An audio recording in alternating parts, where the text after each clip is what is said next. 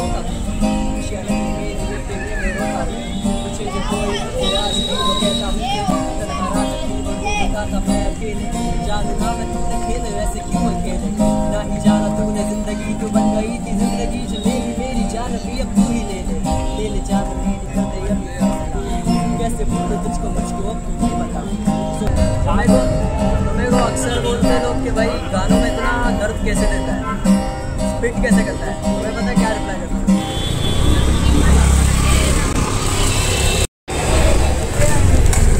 Omelette पाव।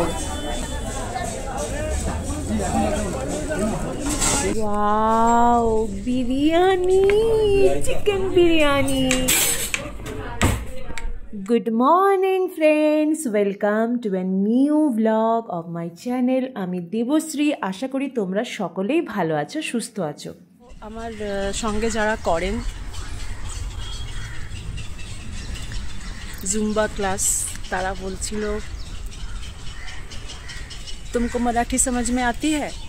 तो আমি বললাম না, मराठी समझ में नहीं आती है बिल्कुल भी। आप लोग जो मराठी में बात करते हो मुझे बिल्कुल समझ में नहीं आती। बोले अच्छा, हम लोगों को भी बंगाली समझ में नहीं आती। हमार हिंदी तारीफ़ कर लो। बोलो तुम्हारा हिंदी तो अच्छा है, और प्रॉपर কলকাতা से हो क्या, ये बताया मुझे। আমাকে বললো যে তুমি কি প্রপার কলকাতা থেকে? বললাম হ্যাঁ।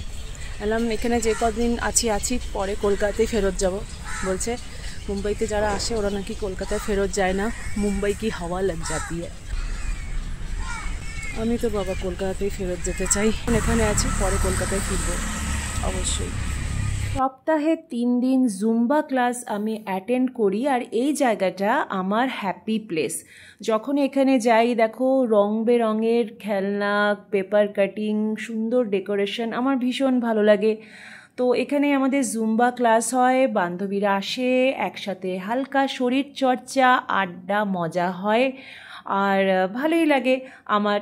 আর আজকে তো স্পেশাল অকেশন ছিল, আজকে ছিল আমাদের স্যারের হ্যাপি বার্থডে। তো স্যারের বার্থডে সেলিব্রেট করলাম আমরা একসাথে, অনেক ফটো তুললাম, দেখতেই পাচ্ছ।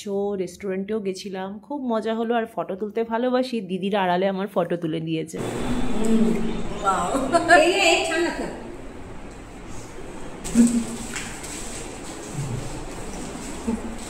Happy birthday to you sir. Thank you. তোমরা তো জানোই কেক খেতে আমি কতটা ভালোবাসি। এরপর স্যার আমাদের ট্রিট দিয়েছিলেন, আমরা রেস্টুরেন্টে খেতে গেছিলাম। এবার বাড়ি ফিরে মেয়েকে নিয়ে একটু বেরোলাম। একটু দোলনা খাওয়াবো, একটু হাঁটাবো। ম্যাডাম অনেক দিন হাঁটছে না, দেরি করে উঠছে, আজকে ও একটু হাঁটবে আর দোলনা খাবে। हरियाली ही हरियाली। ये इतनी छोटी बच्ची है ना, ये उठ ही नहीं पा रही थी, मैंने इसको उठा दिया। तुम्हारा नाम क्या है बाबू? बता, क्या नाम है? काव्या। और तुम्हारा नाम क्या है? क्या? अच्छा झोंका दूं? जो इसको झोंका देना है, मैं उसको झोंका दे रही हूँ। तुमको झोंका देना है बाबू? अच्छा, उनको भी झोंका देना है। আজ সন্ধ্যাবেলায় একটু ঘুরতে যাচ্ছি। এখন বাজে সন্ধ্যে 7:30। আজকের ব্লগটা এখান থেকেই শুরু। হঠাৎ করেই আমাদের প্ল্যান হলো যে চলো একটু ঘুরতে যাই। দৈনন্দিন জীবনের থোড়বড়ি খাড়া বড়ি ধরে বিরক্ত হয়ে গেছি, বোর হয়ে গেছি। জানোই তো বাঙালির পায়ের তলায় সর্ষে। আমরা বাঙালিরা ঘুরতে কিন্তু ভীষণ ভালোবাসি, আর আমি বরাবরই ঘুরতে খুব ভালোবাসি। মেয়েও হয়েছে পুরো আমার মতন। ঘুরতে তো ম্যাডাম খুবই ভালোবাসে। তো দেখো আমরা অটো চড়েছি, এবার যাচ্ছি স্টেশনে। সন্ধ্যাবেলায় রাস্তায় কিন্তু ভীষণ ট্রাফিক ছিল। এবার নামবো অটো থেকে, এবার ট্রেন ধরতে হবে। চলে এসেছি, এবার টিকিট কাটছি। সে আমার ছোট মেয়ে, বড় আদরের ছোট মেয়ে। তো দেখতেই পাচ্ছ টিকিট কাউন্টারে বেশ লম্বা লাইন। তো ট্রেনে বসে পড়েছি, ট্রেন চলতে শুরু করে দিয়েছে। ভালোই লাগছে যে হঠাৎ করে যে কোনো রকম প্ল্যান না করে বেরোনো, এটারও কিন্তু একটা আনন্দ আছে।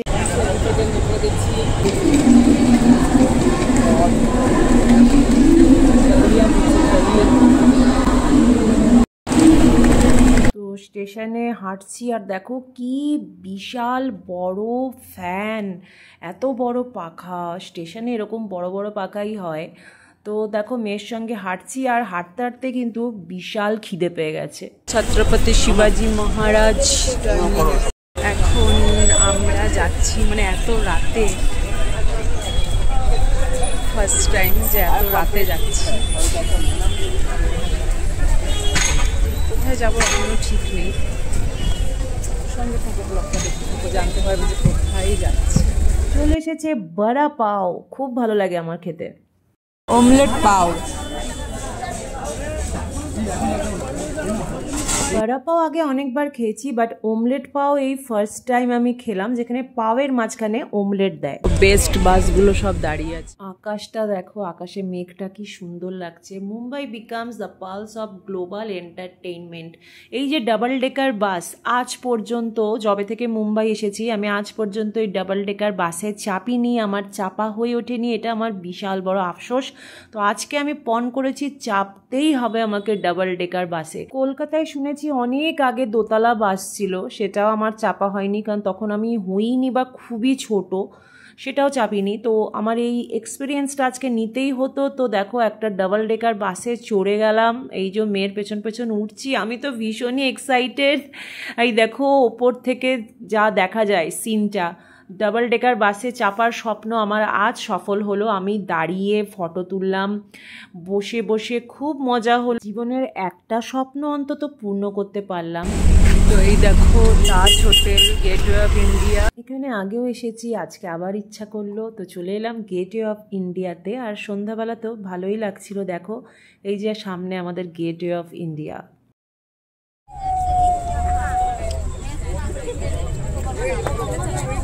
বহু বছর আগে দিল্লিতে যাওয়ার সৌভাগ্য হয়েছিল, ওখানেও ইন্ডিয়া গেটও আমার খুব ভালো লেগেছিল। আর মুম্বাইতে গেটওয়ে অফ ইন্ডিয়াও আমার খুব ফেভারিট একটা জায়গা। এসেই এখানে ছবি না তুললেই নয়।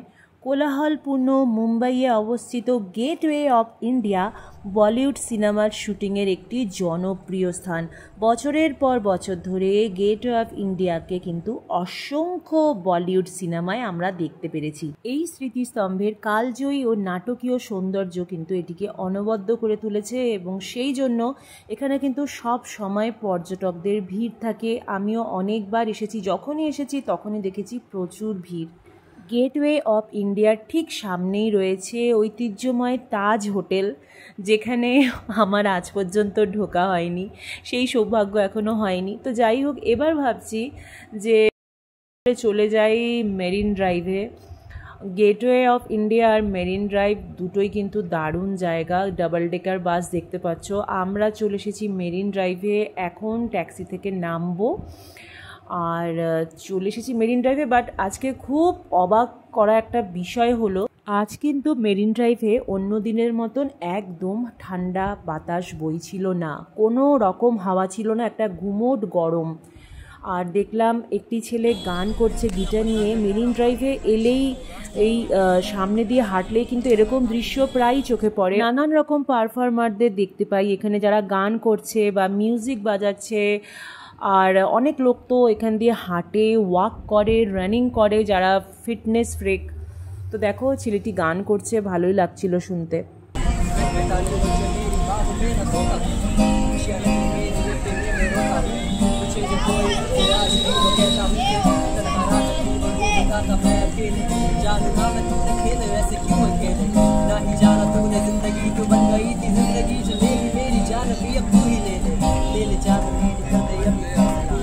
कैसे भूलूं तुझको मुझको अब तू ही बता, सोचा होगा मैं अकेले में रोना, पर जब के भाई तूने मुझको मेरी कर दिया। वक्त अपनी मैंने आदतें बदल दिया, फिर आदतें बदल गई, मिजाज भी बदल गया। जो कर तेरे दिल को देखो मैं भी तो संभल गया, फिर गिर गया।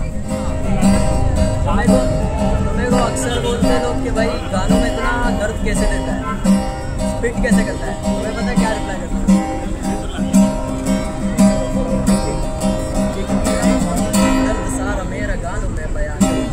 अकेले जिंदा हूँ मैं, जिंदगी का क्या करूँ, करूँ क्या ये जिंदगी का जिसमें तुमको बसती नहीं, रातें मेरी कटती नहीं, आंखों पे ये पट्टी कैसी क्यों मुझे तू दिखती नहीं, ये सांस भी तो रुकती नहीं, ये सांस भी तो रुकती नहीं।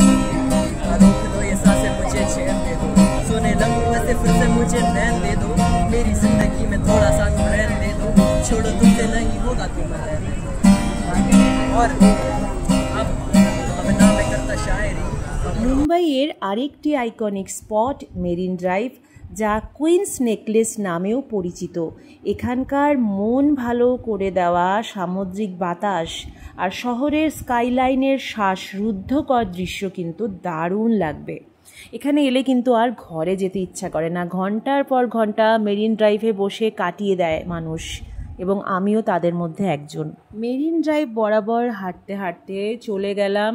এবার দেখো সামনে এখানে রয়েছে পিৎজা বাই দ্য বে, একদম মেরিন ড্রাইভের মুখোমুখি একটি বড় রেস্টুরেন্ট। আমরা এখান থেকে কিছুটা হেঁটে রুস্তমজি দোকানের আইসক্রিম খেলাম, যেটা স্যান্ডউইচ আইসক্রিম। এই আইসক্রিমগুলোর এক একটার দাম 100 টাকা, বাট টেস্ট কিন্তু দারুণ, অসাধারণ লেগেছিল খেতে।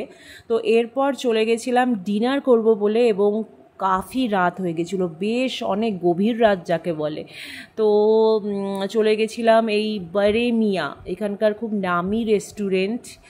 তো বারেমিয়াতে গিয়ে বিরিয়ানি অর্ডার করে দিলাম। আমি তো খুব এক্সাইটেড, বিরিয়ানি খাবো। বিরিয়ানি চলে এসেছে প্লেটে, চিকেন বিরিয়ানি, রায়তা। বিরিয়ানি খেতে মোটামুটি ছিল ভালোই, বাট আমার কাছে সবসময় কলকাতার বিরিয়ানি এক ধাপ এগিয়েই থাকবে।